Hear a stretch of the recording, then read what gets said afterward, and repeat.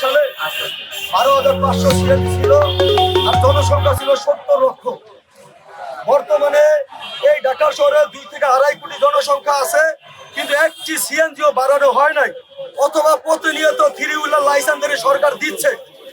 আমরা গাড়ি না পেয়ে আমরা ঢাকা থ গাড়ি ক্রয় করছি, প্রতিটা থ্রি হুইলার লাইসেন্স ড্রাইভার, কিন্তু আমাদের গাড়িগুলো বিগত 2 বছর যাবত টোটালি বন্ধ করে দিছে। আমাদের সংসার চলে না, আমাদের জীবন জীবিকা চলে না। তারপরে আমরা রাস্তায় এই 2 বছর ধরে সরকারের বিএসটি থেকে শুরু করে নানান মন্ত্রণালয় নানানভাবে আমরা আন্দোলন সংগ্রাম করছি।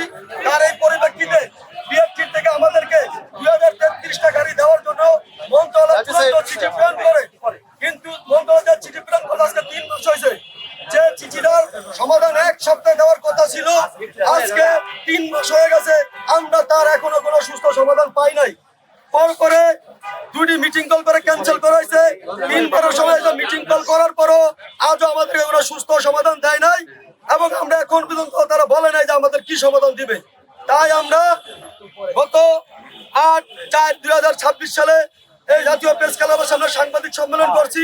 সেখান থেকে আমরা ঘোষণা দিছি 12/4/2026 সালে আমাদের বিক্ষোভ কর্মসূচি হবে।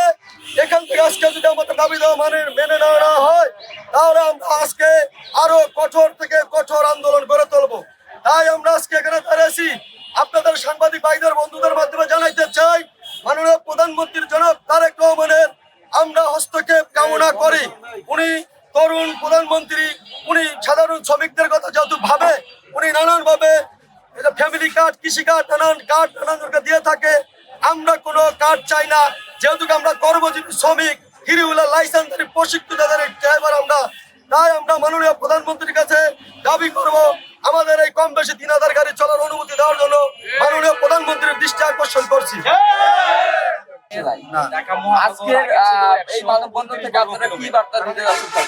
আমরা আজকে মানববন্ধনের মাধ্যমে আশা করি আমাদের মাননীয় প্রধানমন্ত্রী অবশ্যই উনি আমাদের ডেকে নিয়ে আমাদের এই যে যৌক্তিক দাবিটা উনি সুস্থ সমাধান করবেন। অথবা যদি না করেন, তাহলে আজকের এই সম্মেলন থেকে আমাদের কঠোর থেকে কঠোর কর্মসূচি আমরা ঘোষণা করব। আপনারা কি দাবি কি আপনাদের দাবিটা কি?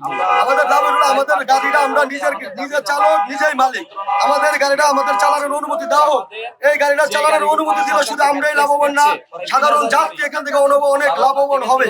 কারণ আপনারা জানেন পরিবহন সেক্টর একটা সমাজ সেবামূলক প্রতিষ্ঠান, এবং এই সিএনজি সাধারণ মানুষের একটি নিরাপদ পরিবহন প্রতিষ্ঠান হিসেবে আমরা মনে করি।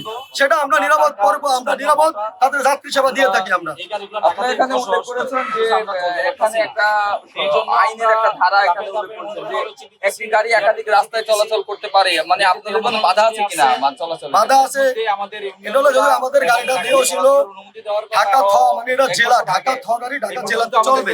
কিন্তু আপনারা জানেন যে এই ঢাকা শহরটা ছিল 131 বর্গ কিলোমিটার, কিন্তু এটা জেলার থেকে কাছে পড়া 139 বর্গ কিলোমিটার, এটা এখন বর্তমানে 271 বর্গ কিলোমিটার। সুতরাং আমার জায়গা কেটে নিছে, কিন্তু আমাকে কোনো পুনর্বহাল করা হয় নাই।